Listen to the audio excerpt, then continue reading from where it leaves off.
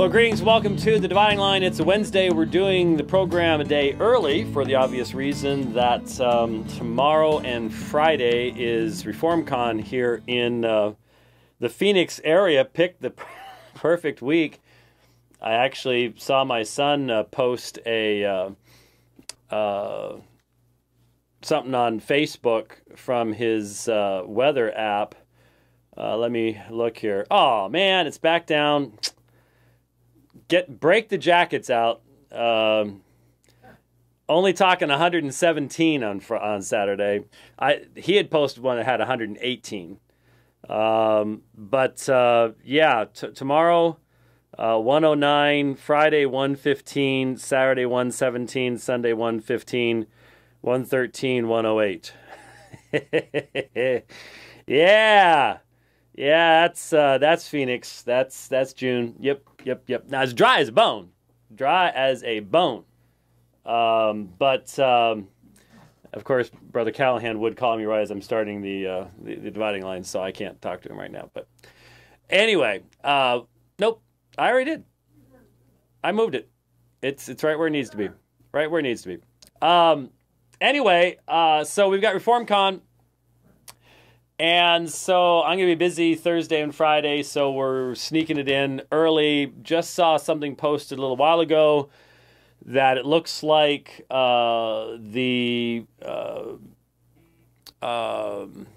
yes, stop, cease, desist. Thank you.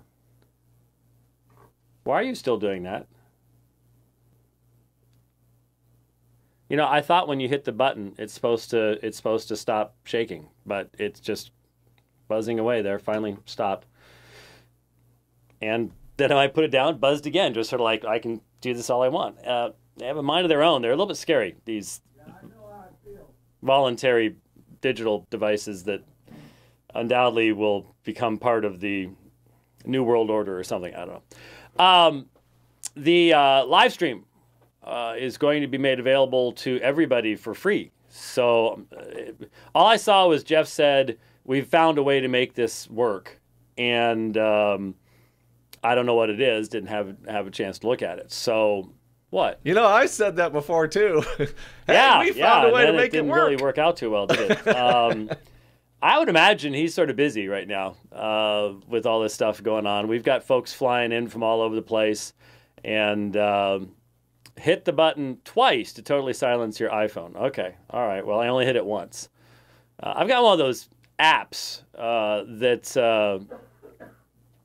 tells me who's calling and stuff, and I think it messes stuff up. But anyway, so that's why we're doing the program early today. I want to get into some Muslim apologetics today. I listened this morning.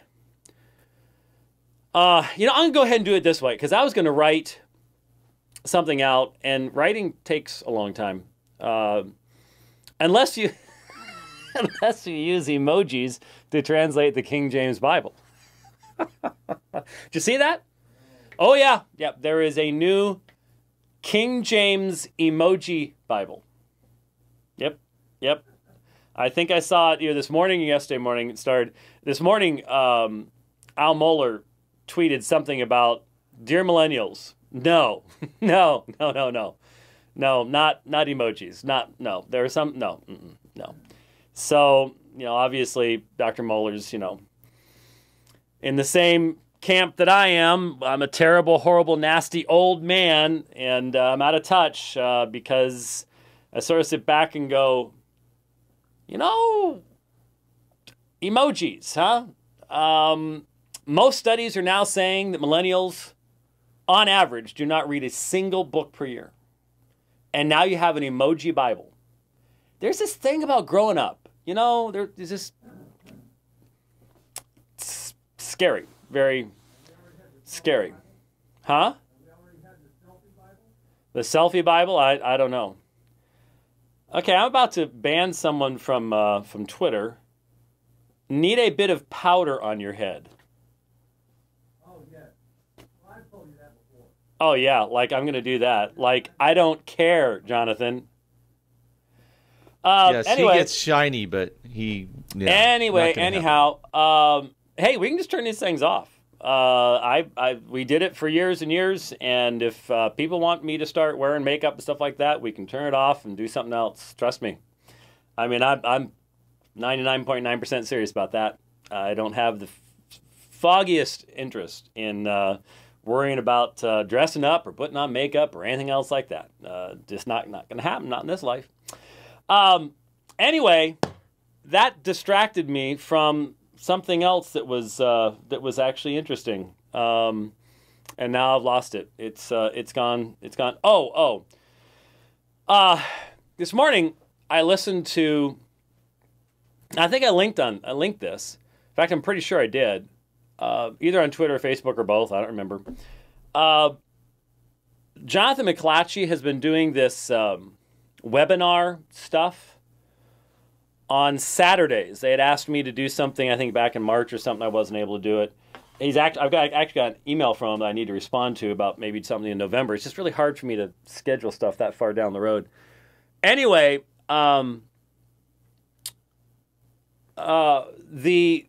this past Saturday, Michael Brown joined the webinar and did a wonderful presentation, about 45, 50 minutes, on basically the framework of a meaningful understanding of Messianic prophecy. Prophecies of the Messiah and issues, and he knows the Jewish rabbis and the traditions so well, and it's really, really interesting to listen to someone who really has a solid handle on that stuff. And if you've not seen his 5-volume Answers to Jewish Objections to Jesus, then you need to get hold of it, and it'd be an awesome addition to your library. But after that,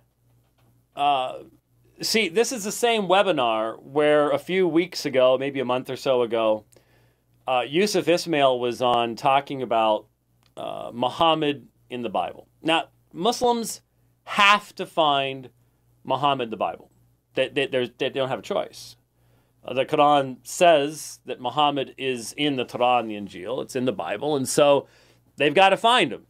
Now, I don't know of a single... it's funny, my Muslim friends love to quote critical scholars. I don't know of a single critical scholar in the world that believes that Muhammad is in the Bible. Now, that includes critical scholars that believe in such thing as prophecy. The more my Muslim friends try to find Muhammad in the Bible, the more they utterly destroy any foundation they might try to build to create a consistent methodology of doing theology positively within Islam and then doing apologetics to Christianity. Now, one of my chief concerns is that I can count on one hand with a few fingers left over the number of Muslim apologists that care about that. That care that they self-consciously cannot produce a consistent theology and apologetic that does not use double standards. They're just so few. Just so few. And so Yusuf Ismail was on this webinar, and there was this long... Yusuf didn't exactly go... Interesting enough, he didn't go the Ahmed Deedat direction, which I sort of wondered, given his relationship with IPCI, exactly what that means. But anyway, the big thing recently has been Isaiah 42. In fact, I even bought a little Kindle book recently and recorded it. I'm so thankful, by the way, for those of you who do recordings off your Kindle, like I've taught people how to do. I found a new dongle, and I discovered that for like 3.5 years, I would have these times where the reading would become really staticky and almost, well, at times impossible to understand, and then it would slowly recover. Had nothing to do with my Kindle or my computer. It was the dongle. and I ordered a new one, and sound quality, everything, 1,000% improved. No more of those problems. Get a decent dongle. Don't get the super cheap little ones. Get one with like some volume controls on it, something that has some substance to it. It really helps. But I recorded this book from a Muslim scholar, and it's all on how there's absolutely no question. I can guarantee you Yusuf Ismail's read this book. No question that Isaiah 42 is about Muhammad. And listening to this stuff, just, I'm just going to be perfectly honest with everybody. It fundamentally convinces me of the bankruptcy of Islamic apologetics as a whole, that people would be willing to go this far. At least, I know one Muslim, I'm not going to name him just because I don't want to get him in trouble, but I know one Muslim that says, hey, the Quran says it, so I believe it, but it doesn't tell me where. It doesn't tell me what text, so I'm not wedded to any one of them. And I can just honestly say, I don't know which ones specifically refer. Now, I've got a problem with that, because it seems to me that this is such a central issue for Muhammad in the Quran that we do know, there's really no question about the fact that we do know the state of the text in the days of Muhammad. And so if Muhammad's idea was, hey, it's right here, it's right in your scriptures, here I am, then we should be able to find that today. The fact of the matter is we cannot. The abuse of John 14 and 16, and it is an abuse of John 14 and 16, Deuteronomy 18, Isaiah 42, just really is a major, major problem for the Muslim who really wants to be consistent in the defense of his faith. Unfortunately, a lot of Muslims are not concerned about that. Anyway, so Michael gives his presentation, and Sam Shamoun comes on and asks some questions, and some other people come on, and then Yusuf Ismail comes on. Now, it was fascinating to listen to the exchange, the sort of mini debate between Yusuf Ismail and Michael Brown. Now, obviously, I know Yusuf a whole lot better than Michael does. But it is interesting to listen to two men that you know pretty well. Obviously, I know Michael far better than I know Yusuf. Engaging. And, Michael and I have our different strengths. And Messianic prophecy is in his wheelhouse. I mean, I wouldn't go there. That's not I read Michael's books for that. So this is right down his alley. And it was there were a couple times where you could just tell, Michael is a really nice guy, and he keeps going well,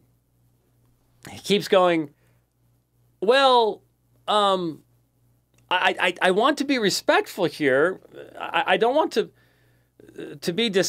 express disdain here, but the questions you're asking are just inane. I mean, he's really struggling to not say, Yusuf, you've got to be kidding me. What do you not hear what you're saying? Which all of us who've dealt with Yusuf Ismail want to say that repeatedly, over and over again. I mean, remember when I played Daniel Wallace's rather strong, thorough refutation of Yusuf Ismail's comments from our debate in the mosque in Durban? That has not impacted Yusuf Ismail. He's still repeating the same stuff and still thinks he's right. So the author of the book, I corrected him. Then the author of the book he was quoting corrected him. But what do they know? Yusuf doesn't even read Greek. And yet, so we've all had the really strong temptation at times to go, seriously? I mean, wow. Anyway, at one point, though, I just started to lose it a little bit. Because Yusuf tends to just wander all over the landscape when it comes to topics. And you refute him on one thing and he just moves off to something else like you never even mentioned it. And next time you debate him, he'll bring up the exact same thing you refuted him on the last time, which is very troubling. It really is when you think about it. Well, here came this standard Muslim objection. Now, we all need to be prepared for this. And I don't have it queued up right now. I'm just going off what I listened to this morning. All of us need to be ready for this because it is a standard Muslim objection. And that is, well, you know, but Jesus said in Matthew chapter 10, I'm only sent to the lost sheep of the house of Israel. Now, everyone listening to this program, how many times over the past 10 years in listening to Muslim after Muslim after Muslim, have we just sat back and said, well, wait a minute. Wait. How can you honestly and fairly quote Matthew chapter 10 and come to the conclusion that it was Matthew's intention to actually communicate to you the idea that from Matthew's viewpoint, Jesus was only the Messiah for the Jews? Given that, not only are there all sorts of other indications in the same sections of Matthew about the gospel going to the Gentiles, but the end of the book specifically has Jesus sending his disciples into all the world.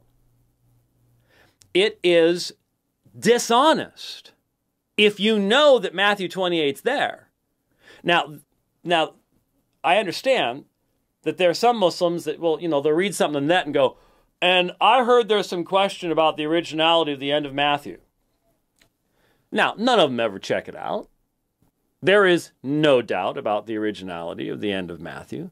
There is, I might as well just simply say, well, there is doubt about the originality of Surah 112, Surah Al-Ikhlas.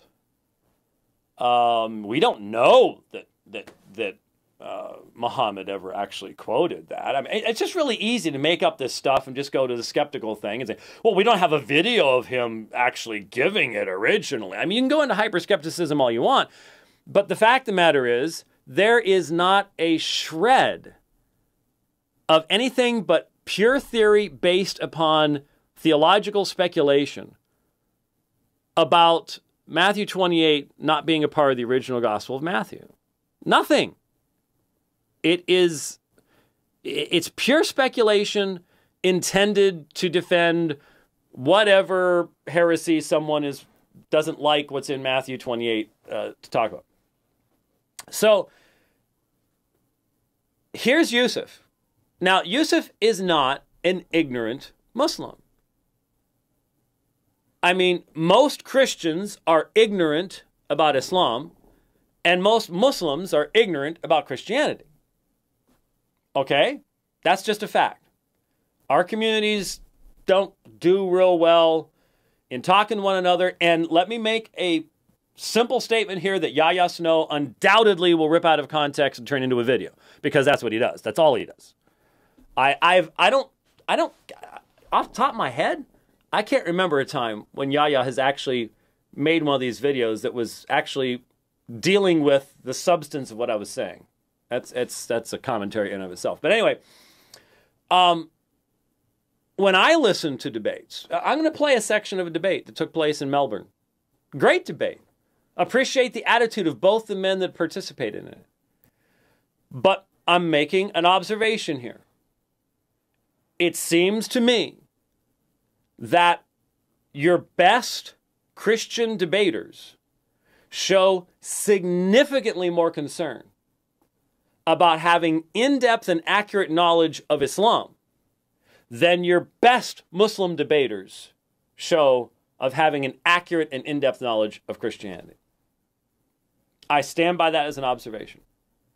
And I think it's absolutely true. It's absolutely true. I think we'll see that, like I said, in this debate here in a moment. Anyway, Yusuf Ismail is not an ignorant Muslim. He's not your standard Muslim. He engages in dawah. This is what he does. He reads lots and lots of books. He communicates with Shabir Ali, and they share a lot of stuff together and all the rest of this kind of stuff. So how many times has Yusuf Ismail been corrected in this abusive misrepresentation of the New Testament, and specifically the Gospel of Matthew? Over and over and over again. So how on earth can you keep repeating the same thing over and over again? And when Michael heard it, see, Michael doesn't have that background with Yusuf. When Michael heard it, he's like, I'm pretty shocked you'd say something like that. Because every Muslim needs to understand the chronological order in which things are found in the Quran, because of abrogation and stuff like that. So why wouldn't you notice that Matthew 10 is about one particular period of time during the ministry of Jesus, but it's not the entirety of the ministry of Jesus. And after that time period, in light of events in the ministry of Christ, Jesus sends his disciples to all the nations. So Michael goes, inconsistency, double standard, hypocrisy. And he's right. He's smack dab right. And we have pointed this out over and over and over and over and over again to the Muslim who doesn't engage with Christians. We simply have to be ready to point it out again and be patient in the process, because we cannot know whether they have or have not ever truly had knowledge given to them of this issue. But that's not the case with Yusuf Ismail. He well knows. He well knows that that is an abuse of the text, and he just keeps doing it over and over again. What do you do with someone who will not be corrected? No matter how clear the refutation, no matter how overwhelming the documentation, just keep saying it again and again and again and again. What do you do? And when Michael dismantled his argument, and he did, I mean, it was a thorough, logical, complete refutation. There was no recovering from it. I'm sitting there going, I wonder what the response is going to be. How's Yusuf going to bail himself out of this one? It was a standard Ismail move. Go back to a different topic. Go back to Isaiah 42. Just completely abandon any defense of what you just said. Just let it slide. And here's the problem. He'll do it again with somebody else, somebody he thinks he can get away with it. He'll go back to Matthew chapter 10. He'll repeat it again, despite the fact that multiple people with hundreds of times more knowledge of the New Testament than he have thoroughly refuted him on the subject. He'll keep repeating. What do you do in a situation like that? What do you do in a situation like that? So I was going to write something up on it and say, so very frustrating to see this kind of thing. But decide, you know what, let's just throw it out there, because I'm going to be looking at this debate. And, you know, when I look at, I've not met this particular Muslim that is engaging in this debate, and he himself says he's not really big on debates and doesn't like the terminology and doesn't want to offend anybody. I appreciate all of that. But still, my hope is that even as I address some of the common misunderstandings that he repeats, my hope is he would be the type of person who would listen and consider and go, you know what? I won't I won't do that again in the future. And I mentioned that there was a Muslim apologist talked to me in London and said, you know, half of the arguments I used to use against Christians I can't use anymore because of you. Great, that's someone who's listening. Sadly, not everybody listens. Not everybody listens. And Yusuf Ismail once again gave us evidence in the webinar. Doesn't listen. And evidently, I guess things got pretty nasty in the chat in the side window.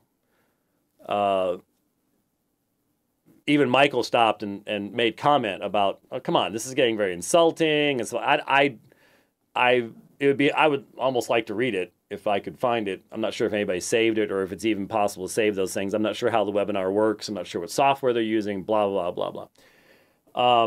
But a couple of times, Michael actually did respond to Yusuf, who was texting things. And so I'm sure he was involved in whatever the encounter going on was. That'd be extremely distracting. I mean, I've sort of gotten used to sort of glancing over, seeing Twitter, seeing the channel, stuff like that. But I don't watch the YouTube chat that goes on with the YouTube channel. I don't. Yeah, you do that. I don't find it interesting. Anyway, well, I still don't even have it up. I'm not even sure that it would work overly well on this side. Too many things to be looking at. If you think I'm distracted now, look what happened there. Okay, do you have the video here? We're just gonna sort of skip around a little bit and make some comments. But like I said on Facebook or Twitter, one of the two, I said this was an excellent presentation by the Christian side, the professor from Melbourne, who I do not know and have not met, and maybe someday I will, because he teaches Arabic. He's an obviously very sharp guy. But what we need to recognize is he's responding to what would probably be the majority view of Muslims, and that is the Quran has never been changed, that it is word for word identical. Now, Yusuf Ismail has admitted that's not the case. Adnan Rashid had to admit that that was not the case in our debate in London. And so, and he did again, I was thinking about the first debate in London, and then he did again a few weeks ago. Yeah, that doesn't change the meaning. There's just a few little things like here, that, and there. Okay. So the thesis was, has the Quran been changed? We Christians have to be extremely careful how we answer that question. I realize the other side, 99% of the time, is not going to care whether we're being accurate or not. You should do this because it is relevant to your God. It is relevant to your service to Christ. It is relevant to being consistent and seeking to be his servant. You shouldn't do it because of numbers or how often you get treated in the same way or things like that. If you fall into that trap, you're going to be in trouble. I realize that what I'm saying is going to put you at a disadvantage in many conversations. And there are people who would say, Nat, just don't even bother. Just go ahead and go for it. Use a double standard. I can't tell you to do that. It's not an option for a Christian. It just isn't an option. But the reality is that when we say, has the Quran been changed? If we ask the question, has the New Testament been changed? We have to define our terms. Are there textual variants in the manuscripts of both the New Testament and the Quran? Of course, there are in every handwritten document ever produced by mankind, especially any document that has been widely copied by hand over a period, especially of literally centuries. No document ever made does not have those variations. Now, are there Christians that are ignorant of that? Of course there are. Are there Muslims that are ignorant? more evidently than Christians. And at the beginning here, you're going to see some claims from Muslims, modern Muslims, that the only parallel I can come up with for these claims are the King James only guys. They are that disconnected from the reality of the history of the text of the Quran. So I would have to make it the lower level of Islamic dawah is what is being addressed here, which unfortunately represents the majority viewpoint of the Muslim people, which would mean that there's a whole lot of education needs to go on to have a proper and accurate understanding of these facts, these issues. All right, so let's jump in here. I keep talking about it, and we're halfway through the program. And Quran and its transmission. And let's be clear about what the focus of this is. It's the claim that the words that come from the lips of Muhammad from 610 to 632 AD are exactly identical with the words that is found in the Qurans that we have today. What we're not talking about is English translations of the Quran. There's about 106 of those, but we're only focusing on the Arabic. So you're going to learn some. Well, that's interesting. 106 English translations of the Quran. How many times do you have Muslims who will say, well, you got the NIV and you got the New American Standard. Which one's the right one? You have 106 English translations of the Quran. Which one's the right one? Well, the Quran only exists in Arabic. Okay, then we need to look at the English and at the Greek and the Hebrew, right? Got to have the same standards, got to have the same arguments, so on and so forth. It's about 106. That's interesting. Tonight from me. One of my other jobs is I teach Arabic. Many Muslims make incredible claims about the Quran. This is one from the Turkish billionaire, Fethullah Gulen. He says, the Quran's text is entirely reliable. It's not been altered, edited or tampered with since it was revealed. All Muslims know only one Quran, perfectly preserved in all its original words. American writer Suzanne Hanif says, the Holy Quran is the only revealed scripture in the history of mankind that has been preserved from the present to the present time in its exact original form. Jamaluddin Zarabozo says, you can travel to any part of the world and pick up a copy of the Quran and you'll find it the same throughout the world. Abdullah Yusuf Ali, a famous translator of the Quran, says, the Arabic text we have today... Now this is interesting. Because, of course, Yusuf Ali, his translation is the most popular English translation, not because it has won that position by strength of translation or text or things like that, but primarily because it's been promoted by the Saudi government. So you get enough money behind something. That's sort of how it works. But I'm pretty certain that I have read notes from Yusuf Ali that discuss textual variants. So this is strange to me. But, here's the quote. Identical to the text that was revealed to the Prophet. Not even a single letter has yielded to corruption.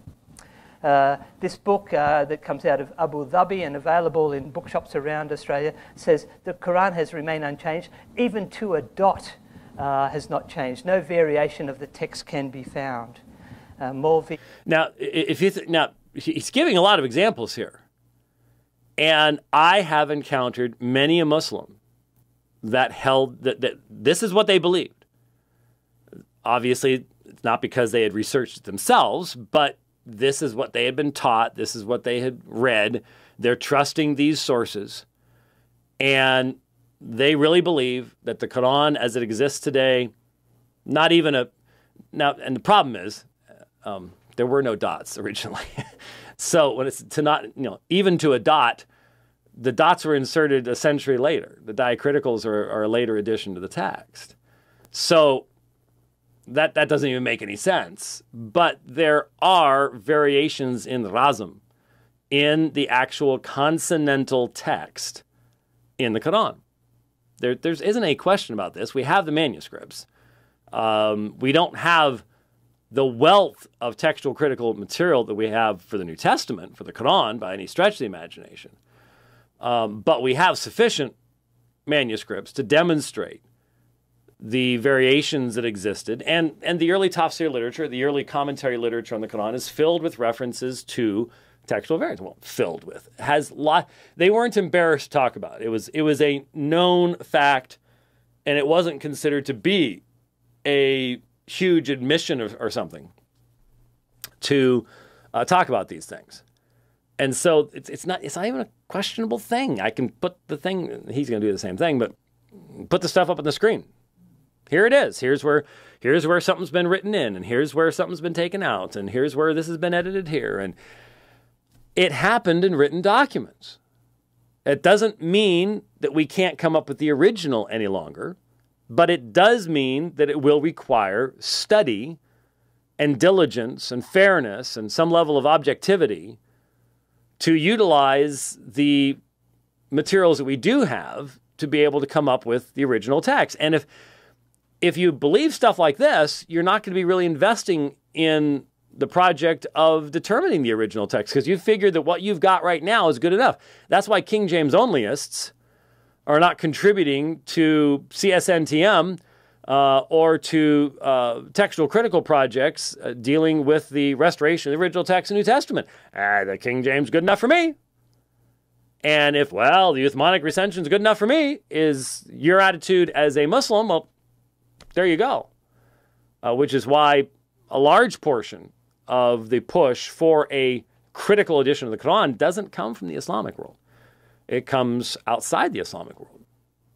And the reason for that is because this kind of a perspective is the majority view.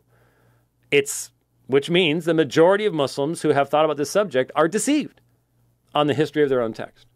Now, are there Christians who are completely ignorant about the history of their text too? Yep, sure are.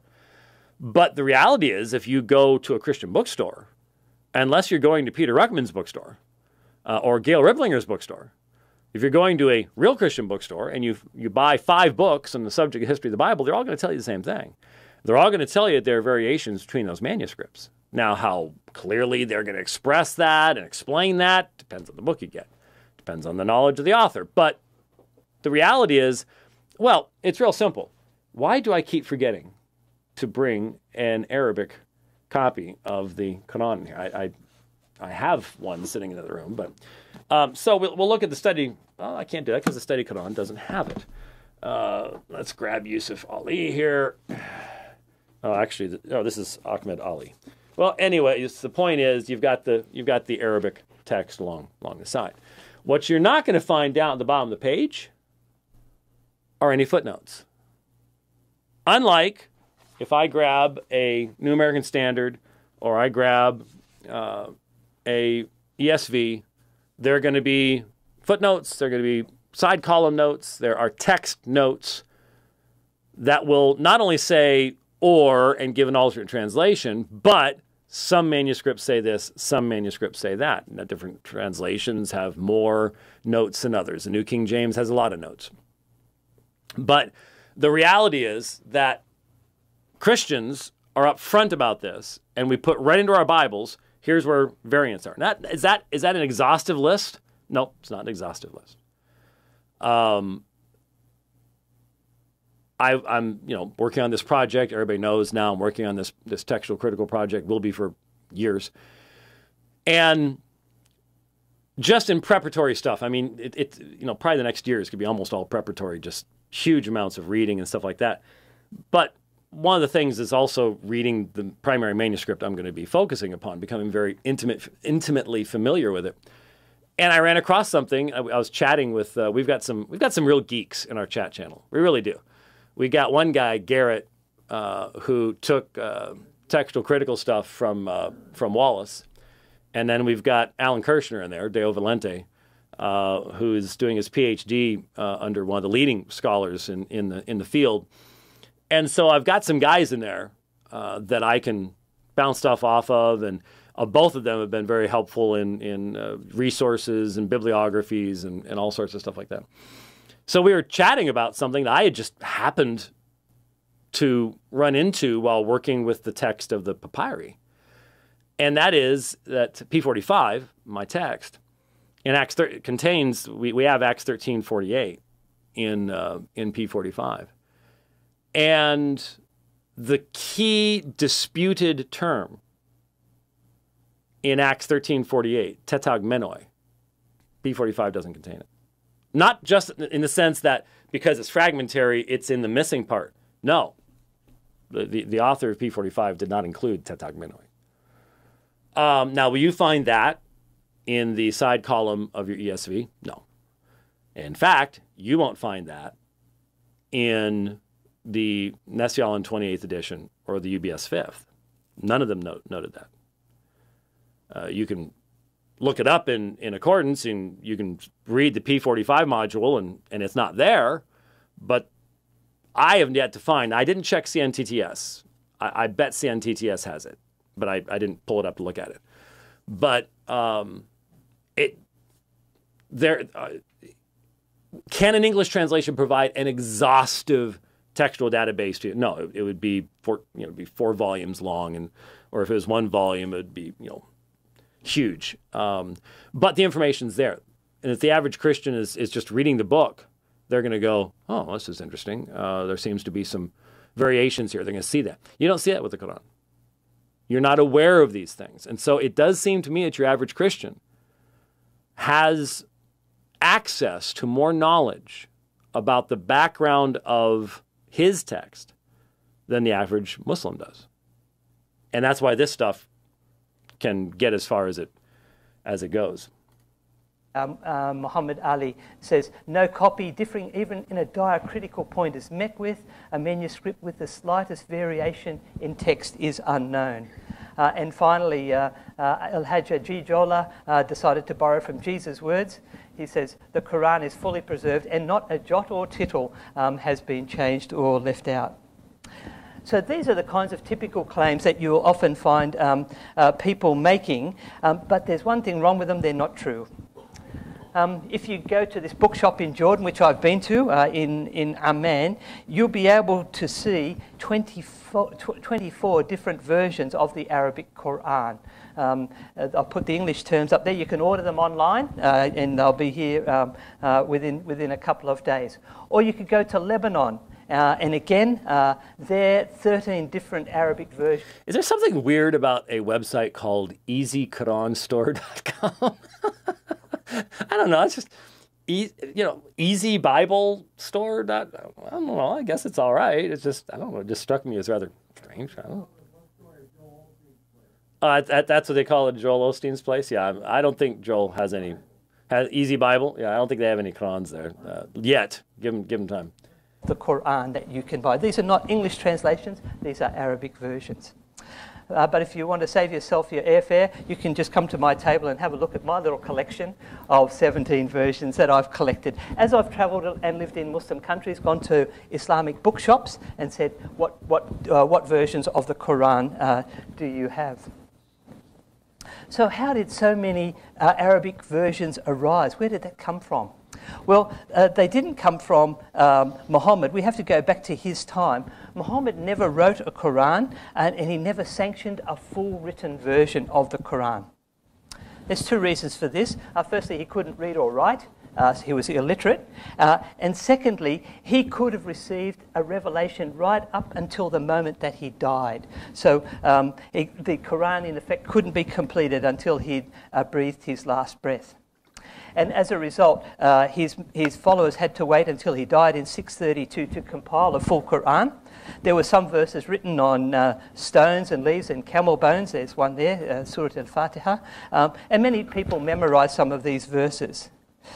But after his death, many of his followers who'd memorized parts of the Quran, or the whole of the Quran, they were called Huffaz, were killed in a battle in Yamana in December 632.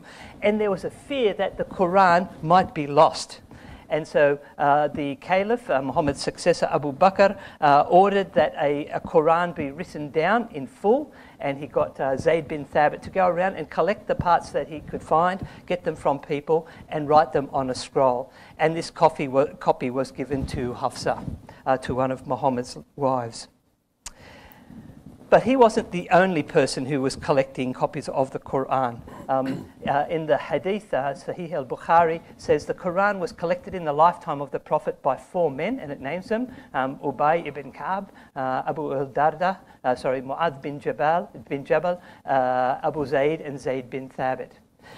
And Muhammad had told his followers, there are 4 men that you should learn the Quran from. And he named them: Abdullah ibn Masud, Salim, Mu'adh, and Ubay bin Ka'b. Now, we need to note that because, as he's going to note here in a few moments, the primary source of information concerning variants in the consonantal text, not in vowel pointing. Vowel pointing is highly interpretational, as he's going to point out here in a moment.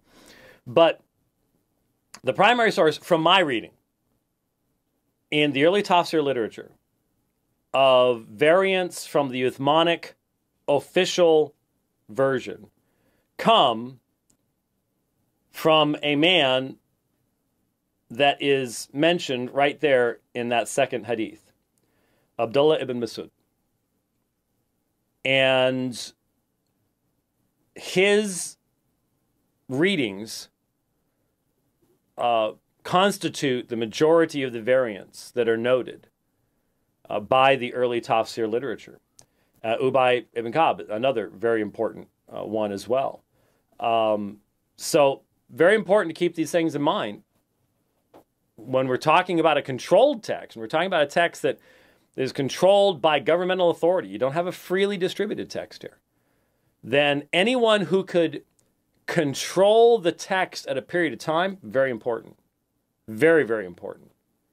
One of the fundamental differences in how the New Testament and the Quran were transmitted. Free transmission versus controlled transmission.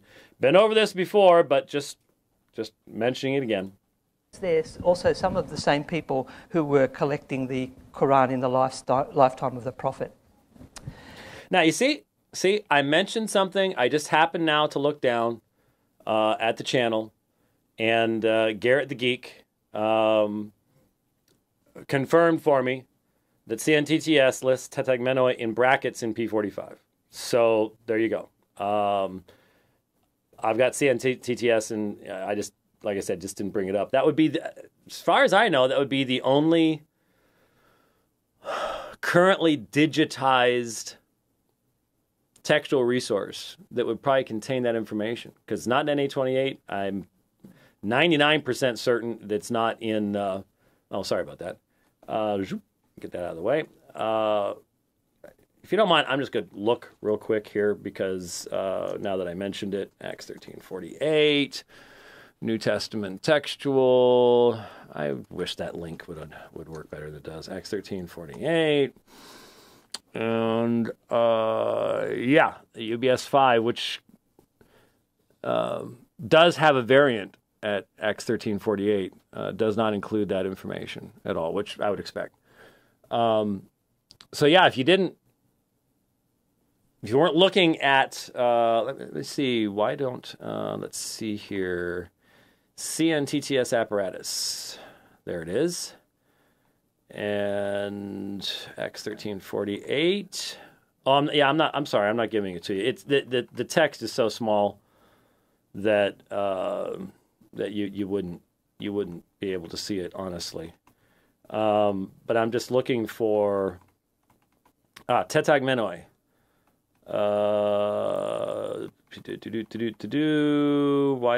Why am I not seeing P45 here? This is, I'm doing some nice musical interludes here. I'll have to look that up a little bit more. But CNTTS would be the primary source for that.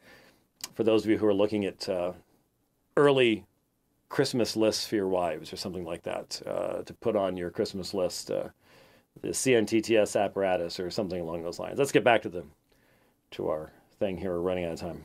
But there was a problem. It was a big problem that they did not agree on what the Quran should be. Abdullah ibn Masud would not accept the final two surahs or chapters of the Quran, and he wouldn't accept Al-Fatiha, the first chapter. He said that was just a prayer that Muhammad prayed. He said, do not mix up with the Quran that which is not in the Quran.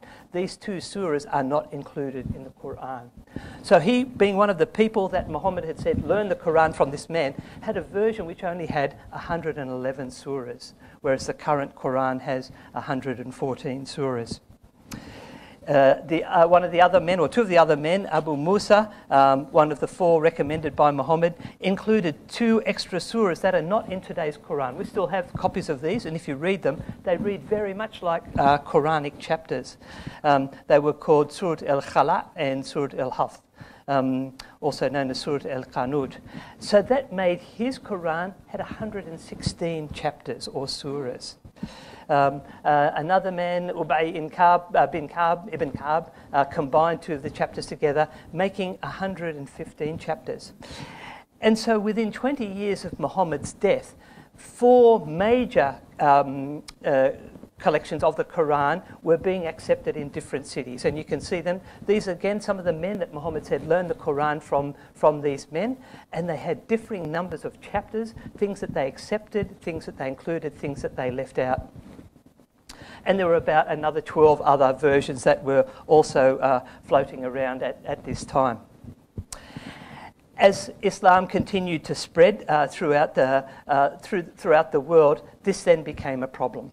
As Muslim troops were gathering on the border of Armenia to invade it, Muslim troops came from all over the parts of the Muslim world, and they were in a mosque in near Armenia and reciting different versions. And they said those who follow Abdullah ibn Masud's version go there. Those who follow Abu Musa go there. And they were reciting the same chapters, but they were reciting different things. And a bit of a dispute rose up about which one was the correct version. And so this man named Hudhayfa went and complained to the Caliph Uthman. He said, we need to have only one version.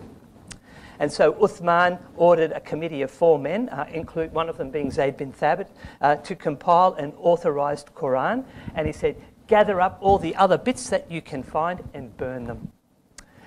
Not all of the copies were destroyed. Some of the people hid theirs. They were told to hide it so they couldn't be destroyed because they believed they were authentic. People rewrote the verses after the first copies came out, and so multiple copies continued to circulate. Unfortunately, we don't have any original copy of the Quran from this period. German scholar and Muslim convert, Professor Anne-Marie Schimmel, says that no original Quranic text has survived. And now, I did want to mention this. How many times have I heard Muslim apologists quote a Christian source that says we do not have the original manuscripts of the Bible, which, of course, we don't. I mean, it's not even a it's a given, and yet it's quoted in a context, so it's given a spin that's supposed to mean something to us. See? But here you have Muslim scholars saying no original Quranic text has survived. Now, I do know some Muslims who actually do feel that we have some Uthmanic manuscripts. I doubt that's the case, but it wouldn't be one of those specific ones that were produced at a particular time period. But here you have, I wonder if the Muslims who quote Christians saying we world. But that we have copies of early manuscripts, not the originals, but some very early manuscripts. And you can go and travel around and see these in Istanbul. There's a couple there. The Cairo one, in Sana, big collection. I'll talk about that later. Istanbul and Tashkent have a version there. The National Library in France has some. Birmingham has some. They're scattered around. These are probably the 10 most ancient ones, but they're not the same. You can look at those. In fact, we have facsimiles of these early collections here. My student Dennis can show you those, and you can compare them and see some of the difference that exists right from the earliest days. Some of those problems you find words being inserted into the text. This is one copy from the French National Library, and you can see there the brown writing, but in the midst of it is a little black word called bimithlihi, which is similarly. That wasn't in the original, but at a later stage someone put that in so it would conform with the standard text that's accepted today. Abdullah ibn Mas'ud's and Ubay bin Ka'b's versions did not have that word in there. It was added in later on. See that there. In the Topkapi manuscript, you can see again a phrase that's been added in there that it says, Allah yakhluqu ma yasha. So God creates what he wills. Again, that wasn't in the early text, but it was added in later on. So these are some of the earliest ones that we have. Now, by the way, that is a theologically significant variant. That's not just, it's all the same stuff. It doesn't really matter. You're just moving some words around, but it all has the same meaning. That's a theologically significant variant. And the question becomes, again, when you have free transmission of a text, we understand where variants come from, and you can correct them because of the multifocality of the number of manuscripts. If you've got controlled manuscripts, then the question becomes much more, why is there a change here? Because the variants are being controlled. It's not just a scribe went, oops, but controlled texts mean edited texts, or at least raise a much greater probability or possibility of edited texts. And that's one of the major issues we must keep in mind. I wasn't going to play all this stuff. I wanted to get to the Muslims' comments and respond to some of the things he said. We'll keep it there. I just thought this was just such a well-done presentation. Now, again, if the Muslim had gotten up and said, hey, you know what? We've known all about these things for a long, long time, and my Muslim brothers and sisters need to understand that our text has a history, then it would have been a completely different debate. But unfortunately, that's normally not what you end up hearing and experiencing in the conversation that takes place between Muslims and Christians. That's where it needs to be. There needs to be an acknowledgement on the part of Muslims. It's this way because of this. It's this way because our text has a history. But unfortunately, a lot of times the Muslim-Christian dialogue doesn't get exactly where it needs to go there. So hopefully you found some of that useful. Tomorrow, my presentation at ReformCon will be on hyper-Calvinism. On Friday, doing a breakout session, and that will be on that OPC document that I mentioned from 48? I think it was 1948, 49, somewhere around there. And I think the Q&A with John Sampson, I think, is tomorrow as well. I think. You can look it up, and it'll be live streamed, and so hopefully you'll find it to be. Scott Oliphant is speaking on the subject of Revelation, which should be really fascinating. So at the very least, there should probably be some very interesting folks in attendance as well. So well worth your time to check it out. Lord willing, we'll be back next week on our regular schedule on Tuesday, whatever the regular schedule is. Normally it's Tuesday, Thursday, but we'll see how that works out. Thanks for listening, watching, whatever it is you did. We'll see you next time. God bless.